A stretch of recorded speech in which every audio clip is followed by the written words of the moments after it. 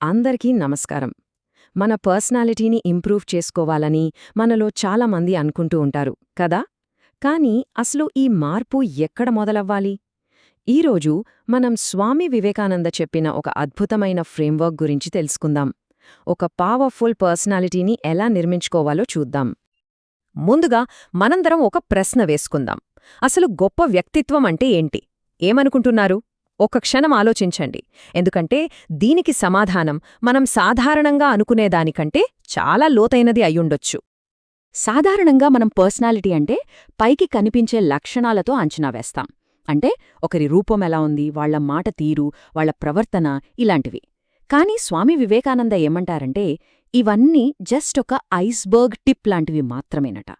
అసలైన వ్యక్తిత్వం అనేది లోపల మన మనస్సులో ఉంటుంది. అంటే మన ఆలోచనలు, మన భావాలు, మన ఇన్నర్ స్టేట్ ఎలా ఉంది అనేదే ముఖ్యమనమాట.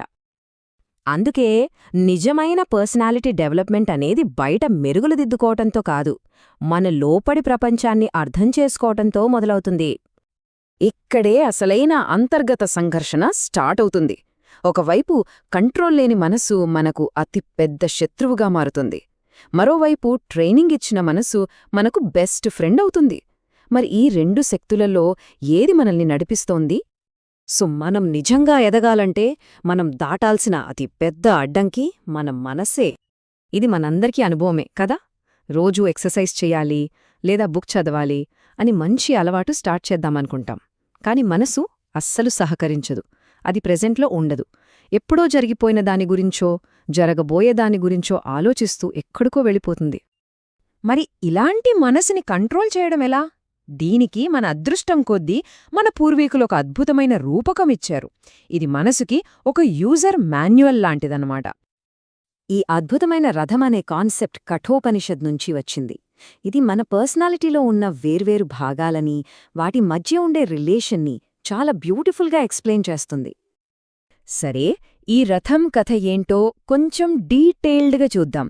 ఈ రథానికి యజమాని ఎవరంటే మన నిజస్వరూపం, అంటే ఆత్మ. ఇక రథమేమో మన శరీరం. రథాన్ని నడిపే డ్రైవర్ అంటే సారథి మన బుద్ధి. ఆ గుర్రాలను కంట్రోల్ చేసే పగ్గాలు మన మనస్సు. ఇక ఆ గుర్రాలే మన ఇంద్రియాలు. ఒక్కసారి ఇమాజిన్ చేసుకోండి, ఇంద్రియాలు అనే గుర్రాలకి కంట్రోల్ లేదు. అవి ఇష్టమొచ్చినట్టెటో పరిగెడుతున్నాయి. బుద్ధి అనే సారథి ఏమో నిద్రపోతున్నాడు. ఇంకా రథం అంటే మన జీవితం, దాని డెస్టినేషన్కెలా వెళ్తుంది? అస్సలు వెళ్ళలేదు. మనసు ఎలా పనిచేస్తుందో ఇంకొంచెం లోతుగా చూద్దాం. ఇందులో ముఖ్యంగా 4 భాగాలున్నాయి. ఒకటి చిత్తం. ఇదిగొక మెమరీ స్టోరేజ్ లాంటిది. మన పాత అనుభవాలు, అలవాట్లు అన్నీ ఇక్కడే స్టోర్ అవుతాయి. రెండోది మనస్సు. ఇది ఆలోచిస్తుంది, ఊహిస్తుంది. మూడోది బుద్ధి. ఇది ఏది కరెక్ట్, ఏది రాంగ్ అని డిసైడ్ చేస్తుంది. ఇక ఫైనల్గా అహంకారం. నేను, నాది అనే ఫీలింగ్ ఇక్కడ్నుంచే వస్తుంది. ఓకే, మనసుని అర్థం చేసుకోవడం ఒక ఎత్తైతే, ఈ మొత్తం ఇన్నర్ జర్నీ యొక్క అస్సలు గోలేంటో ఇప్పుడు చూద్దాం. స్వామి వివేకానంద తత్వశాస్త్రం ప్రకారం జీవిత లక్ష్యమేంటో తెలుసా? కేవలం 2 మాటల్లో చెప్పొచ్చు. అవే ఈ 2 శక్తివంతమైన మాటలు.